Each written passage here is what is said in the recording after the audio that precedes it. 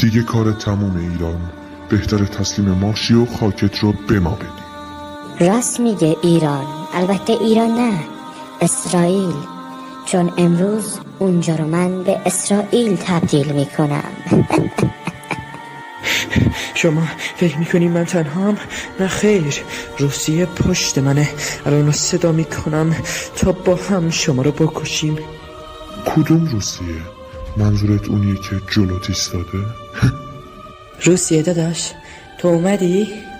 آره اومدم، اما ایران باید اینو بهت بگم که متاسفم تسلیم ما شد. چی داری میگی روسیه؟ چه تسلیمی؟ ببین ابله، اینو یک بار بفهم. من در طول تاریخ هیچ وقت دوست تو نبودم و نخواهم بود، اما تو همیشه مثل ابله ها منو دوست خودت دونستی و به هم اعتماد کردی. اما منم همیشه از پشت بهت خنجر زدم، چون من به دنبال منافع خودمم.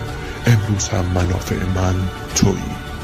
نه این درست نیست، این درست نیست. من دارم خواب میبینم. نه سرم داره میترکه. امروز هیچ کس از این اتاق زنده بیرون نخواهد رفت.